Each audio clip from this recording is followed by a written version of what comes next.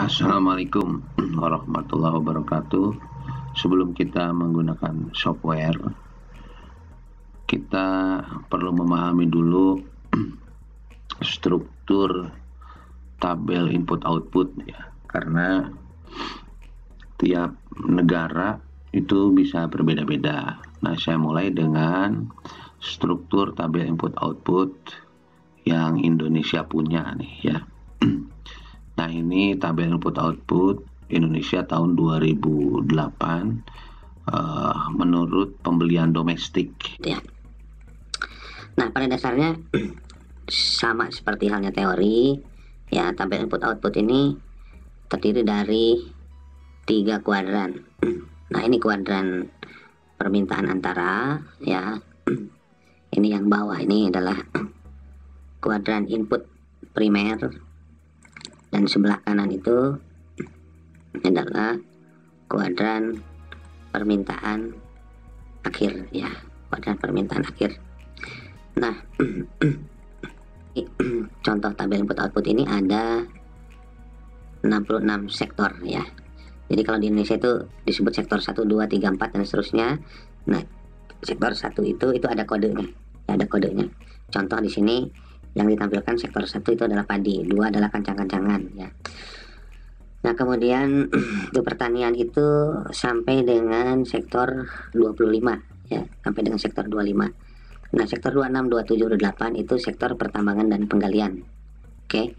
Sektor 29 sampai dengan 52 sampai dengan sektor 50 itu. Ini adalah sektor industri. Nah, ini subsektornya. Ada industri pengolahan dan pengawetan makanan dan seterusnya. Nah, sektor 51 ini adalah listrik, gas, dan air bersih, sektor bangunan, perdagangan, dan seterusnya. Nah, ini 55 sampai dengan 60 itu adalah sektor angkutan, ya. Dipecah, ada kereta api, ada darat, ada air, ada udara. Nah, ini jasa penunjang angkutan dan seterusnya. Nah, kemudian jumlah daripada pembelian sektor 1 sampai dengan sektor 66 itu disebut dengan jumlah input antara. Nah, di bawah jumlah input antara itu ada input primer, ya, input primer. Nah, input antara impor itu masuk ke dalam input primer. Jadi ini adalah input yang diimpor dari negara lain. Nah, upah dan gaji itu mewakili tenaga kerja dalam satuan moneter, ya. Dalam satuan moneter itu diukur dari upah dan gaji. Surplus usaha itu adalah keuntungan usaha untuk merepresentasikan modal, ya, capital. Jadi diasumsikan bahwa capital setiap unit usaha dan di pertanian, industri, jasa, dan seterusnya itu dibiayai atau finance by keuntungan atau surplus usaha.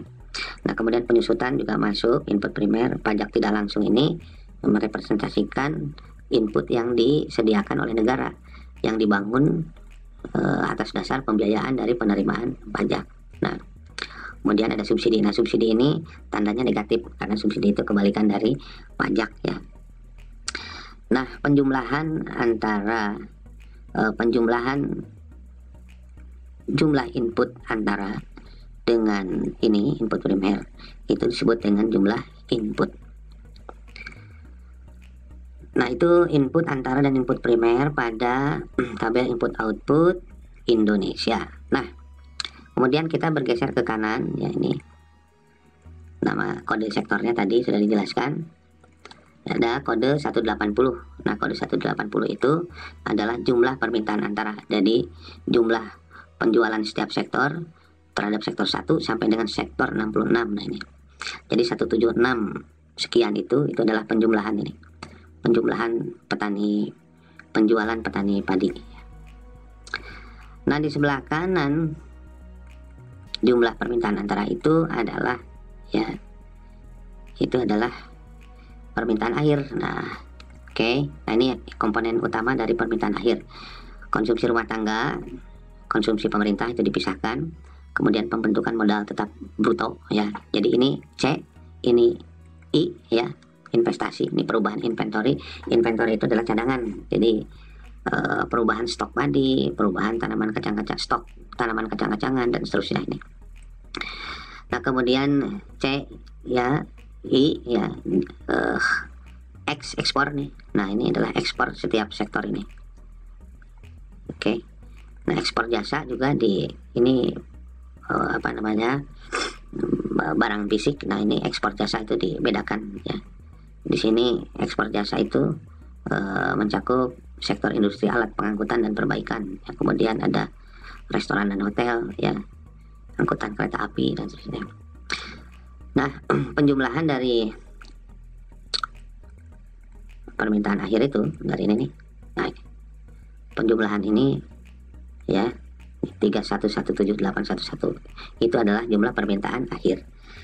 Nah, pada sisi kanannya ada jumlah permintaan, itu penjumlahan permintaan akhir dengan 180, yaitu jumlah permintaan antara ya. Jumlahnya 179.929.